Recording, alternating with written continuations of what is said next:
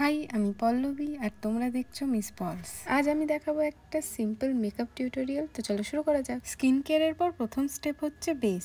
আমি একটু light weight আর subtle base পছন্দ করি, তাই আমি এখানে ল্যাকমি সিসি ক্রিম ইউজ করছি কোনো ফাউন্ডেশনের জায়গায়, যাতে একটা ন্যাচারাল লুক আসে।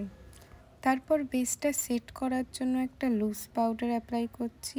একটা ভালো লুজ পাউডার বা বানানা পাউডার হলে ডেলি মেকআপের জন্য এনাফ, তখন আর বেসও দরকার হয় না।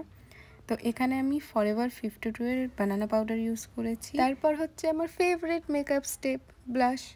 আমি সাধারণত টিন্ট প্রেফার করি কারণ ওটা বেশি ন্যাচারাল লাগে, কিন্তু আজ আমি এখানে প্লামের পাউডার ব্লাশ ইউজ করছি। খারাপ না, আর তাছাড়া এটা বেশ পিগমেন্টেড ছিল।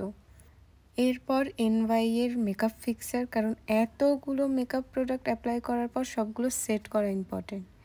তারপরে আইব্রো সেট করার পর এরপর হচ্ছে আই মেকআপের বেস রেডি করে নিলাম।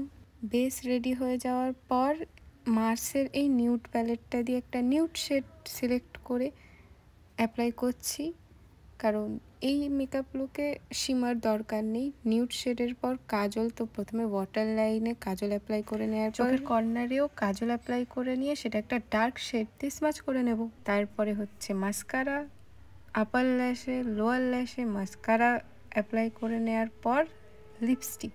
আমি এখানে মামা আর্থের কার্নেশন নিউড শেডটা অ্যাপ্লাই করেছি।